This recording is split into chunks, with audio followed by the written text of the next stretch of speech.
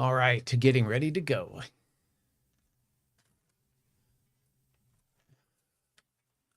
Hope your day's been going good. Hello, everybody. It's meteorologist Hutch Johnson joining you as we're going to talk a little bit about some weather making its way through the northern plains. A big slap of cold air is rocking its way out of Canada, heading through, bringing a few showers, a couple of rumbles of thunder. Some of those storms have been severe out in the Rocky Mountain states. We'll go over that as well. And we're going to talk about the chill that'll be left in the air and some Canadian wildfire smoke plowing in behind this system. All of that's coming up on this version of Hutch's Weather. Now, a Hutch's Weather Update with Chief Meteorologist Hutch Johnson, brought to you by Robert Gibb and Sons. All right, thanks for joining me. And once again, as we head into the evening hours, we're expecting our conditions to really start to change. We are already seeing a much cooler flow of northwesterly wind here in the northern plains. Temperatures are on their way down. We're going to get started with a look at that radar. But first, let's go over the hour-by-hour forecast details. And as is always the case here on Hutch's Weather, let me know where you're watching from. If you're watching on Facebook, drop me a note. Let me know if you have any questions at all. I'm watching for that. And if you're watching on YouTube, I'd love to have you hit the subscribe button and, well, join the conversation there as well. Drop a comment. Let me know where you are watching from, and then we'll get to your questions regionally and nationally here as we go through as well. I want to point out the forecast first for the northern plains, and to do that, let's go ahead and take a look at, woo-wee, what do we got going on here? Here it is. We got some cold air plowing down from parts of Manitoba right now, and that cold air will be working its way into the Dakotas as we go through the overnight hours, northern Minnesota as well. Now, this model guidance is showing that as we go through the 9 o'clock hour, we had our first cold splash come through here. That's the leading edge of the cold air through Aberdeen. Now, there's going to be some showers sneaking into southeast North Dakota and the eastern part of North Dakota as well.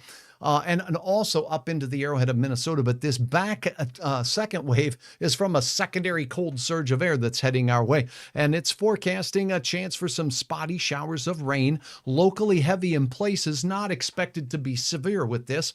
So from the Brainerd Lakes area through the I-94 corridor here in North Dakota, a chance for some spotty thunderstorms and showers of rain. Behind it, some pretty breezy northwesterly winds will continue into the overnight hours. Continuing a look at this, we'll see those showers diminish a little bit as we head into your daybreak hours, but that won't be the case for the Great Lakes area there, as heavy rain will be south of Thunder Bay heading into Marquette on the UP as we take a look at southern Minnesota, Minneapolis, and all the way down toward the I-90 corridor there, having a chance for some showers. Elsewhere nationally, we're seeing some heavy rain in the Gulf Coast states. That will continue there. More tropical weather will be working its way in and looping its way in as we go through the overnight hours. So what is spotty showers and thunder showers from the west coast of Florida through the Gulf Coast states will become more widespread as we go through the overnight hours. This is as we go into the day. Let me go ahead and put the timestamp up here. My apologies for that. This will be about 9 o'clock tonight. Now, as we go through the overnight hours, let's give you that national view. Albuquerque and New Mexico seeing some heavy showers of rain. Very quiet in the Pacific Northwest. And advancing this through will show this flow of northwesterly wind bringing showers back to the northern plains as we go into your day. Again, I want to turn on the model timeline here. As we go into your day on Friday and head into the, midnight time frame. So some nighttime showers tomorrow in the northern plains, more scattered showers across the main cool front. This will bring some cooler relief to parts of the central plains, Nebraska and Kansas as well. And the rain will continue quite heavily down in the Gulf Coast states as we go through there. So getting up into the northern plains here, Winnipeg all the way south into the Lake of the Woods area, Grand Forks, North Dakota, a chance for some strong showers of rain here and there as we go into your Friday morning very early, and those will breeze through very quickly. Kind of a secondary surge of shower activity working its way as we go into the early hours of Friday. Now, I mentioned as well that these showers that will be making their way through the region are also going to be accompanied by some smoke. Let's start with a look at the northern plains and take a look at the smoke forecast. And we have some wildfires up in Canada that continue to burn. Those wildfires are bringing that chance. We're going to look at the near surface smoke on this particular model. And one thing you will notice as we go, I'm going to go pull up a model run here that goes out just a little bit farther in time. The red colors, higher concentrations of smoke at the surface. In fact, the air quality alert has been issued for portions of Minnesota for this smudge that will be working its way across from the Canadian fires. Now, notice that we do have those smoky conditions expected to continue pushing through North Dakota tonight as well. These drift south as we go into the morning hours on Thursday. This is Thursday daybreak.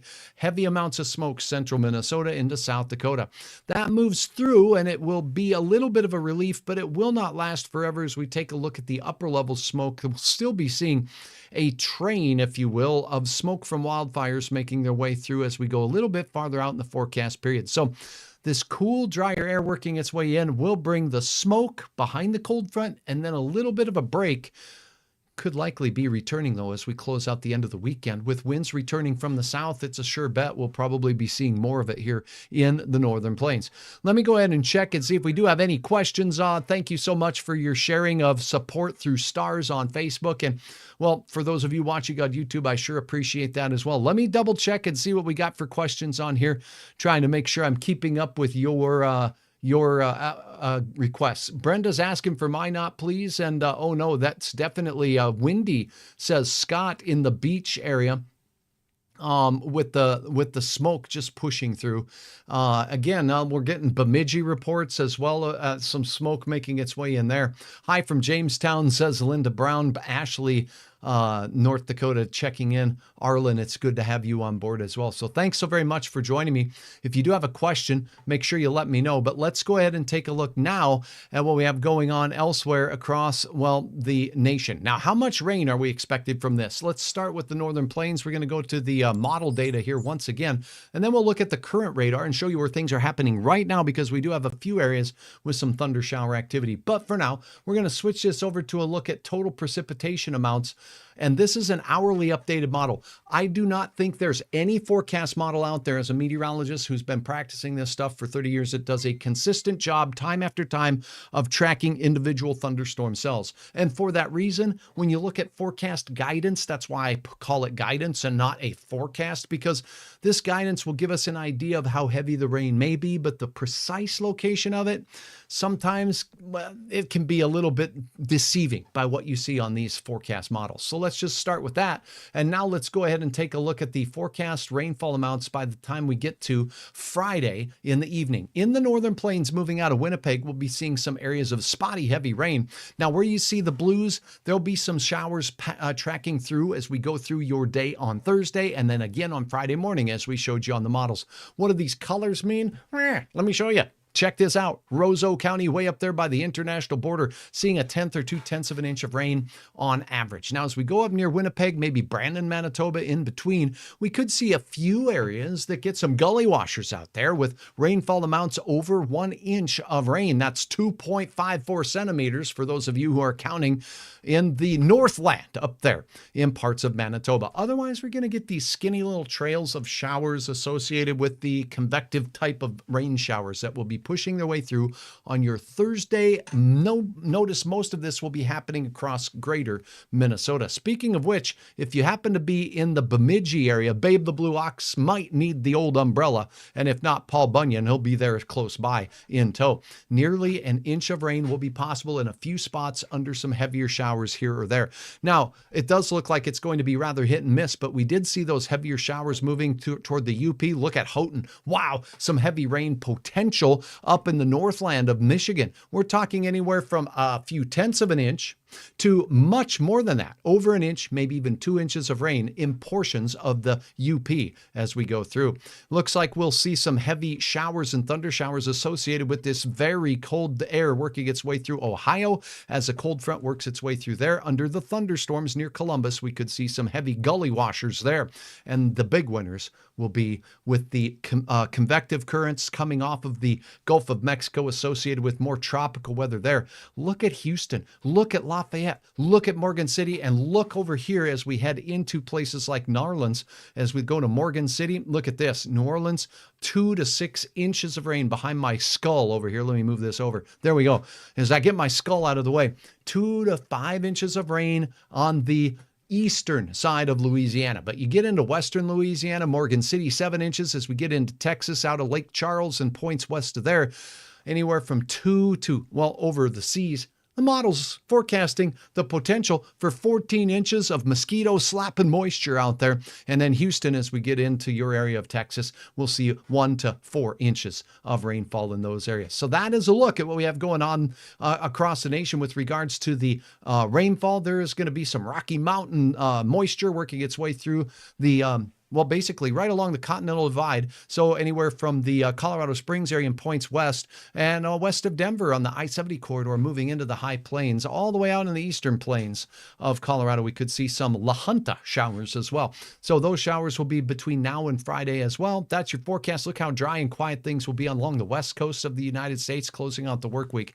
Now let's take a look at the temperatures with regards to this system, because it is a little on the chilly side. We're going to pull up some national temperatures up in the northern plains, and you're going to see here, well, let's not use that. Let's go ahead and go back to the model, because I'm having fun here and I want to pull up some modeled temperatures. That's one of the fun things as we take a look at these models. Let's go out even a little bit farther. I'm going to pull up a different model. We're going to go here. We're going to go out here. And this will take just a moment to load up. So bear with me while this puppy scrambles through the recipe and starts downloading some of the temperatures that we're going to see. What you're going to notice is in the high country of the Rocky Mountains, we're going to start seeing some mighty chilly temperatures forecast by this hourly updating model in high resolution. Desert heat in the southwest from Las Vegas through, well, the Death Valley area, all the way into southern parts of Arizona. And here comes the cool pool, folks, as we head into the late week time frame here, as we go into Thursday, into Friday, and even Saturday. So this model showing the big differences across the nation in temperature. First and foremost, as we look into the Gulf Coast states, you can see the onshore flow of moisture around a system just off the shore of Texas. It's bringing that hot, humid air up, wrapping it up, and just dumping buckets of rain in places of Louisiana and Houston. That's going to be hot. It's going to be humid. It's going to be very wet. It's hot and dry in the desert southwest as we go through the forecast period. Now let's go ahead and take a look at some of these cool temperatures and give you some magnitude on these temperatures as we go through. To do that, I'm just going to slide the cursor around here as we look at New Orleans as we go through the 1 o'clock time frame in the morning. Let's get to a more realistic time. Not many of you will be out walking the llama at 1 in the morning, but at 7 in the morning around New Orleans, we can expect temperatures as we go into your Thursday morning to look like this. We're talking 80s down there. And then as we go, I'm going to have to zoom in just a little bit farther. There we go. Around near 80 degrees in Houston as well, and around 80 degrees as we look into the areas around Houston, New Orleans, all the way to Mobile. We're expecting that warm air. That humid air makes its way all the way up into the Boot Hill of Missouri as well with near 80-degree readings. What are these blues in the high country in Colorado? Western Colorado will see some 30s out there, folks, and some flaky weather could hit with those showers in the high terrain out there. Well, likely well above about 7,000 to 8,000 feet, but keep that in mind as you go up into the Jackson area and the western Rockies of Wyoming as well. Look at these temperatures sneaking down into those 30s. Down, I saw a 32 pop up there. And then also as we look up to the north, up into parts of North Dakota, as we start out on Thursday morning with some 50s and 40s out there, it's going to be mighty chilly for sure. Now, carry this through the daytime highs, and we're talking about some mighty cool highs in the Arrowhead of Minnesota near Thunder Bay. We're talking 40s, 50s, and even 60s. So 40s up in parts of Quebec, and as we look out on towards Ontario here, and then in the Arrowhead of Minnesota and on the North Shore, around 55 degrees there as we go through the mid-afternoon and evening hours. So it's going to be cold again as we go through. And then that cool pool of air sneaks down, and this is going to be some of the peak of the cold in the northern plains. Do you see this, Sioux Falls? Do you see this, Omaha? This is some refreshing air from the hot and humid air that you've had. Friday, as we go into midnight hour and beyond, it looks like it's really going to get mighty chilly here. Let's go ahead and put this on at about, 11, 12 in the morning. Let's check this out. What are these digits meaning here? As we take a look at the Minot area, we're talking 30s in northern North Dakota, the Botno Hills, 30s as we look down, low 40s as we go down to Sioux Falls. So some refreshing, dry, crisp, and chilly air working its way into the northern plains. All right, I'm going to do a check for some questions. We'll wrap this broadcast up as we have temperatures, and then I also have some exciting news to share with all of you here in just one moment. But let me double check and make sure I don't have any questions going on here. Sherry, thank thanks for your stars. Hi from South Fargo, says Jenna. Good to have you on board. And again, as we look at watching from Otter Tail Lake, beautiful country there and a nice cool down. Are you a fan of this cooler weather, or would you rather see some warmer weather return? We have that in the forecast as well. Some rain would be nice, wash away some of this smoke, says Deborah. Indeed, it's really been a choking amount of smoke in some parts of the northern plains here. Rick Fox, thanks for your sharing of stars. And Kathy, good to see that Grafton could use some magic rain. We're going to get a little bit here and there, but it's not going to be overly widespread like they're seeing along the Gulf Coast states. Checking also my viewers on the YouTube channel here, and I just got a brand new picture in on my website, hutchesweather.com. Mark, I got your picture. We're going to look at it right now, but first I got to check and see if I've got some questions. Tammy says, thanks for watching from the Fergus area, Tammy.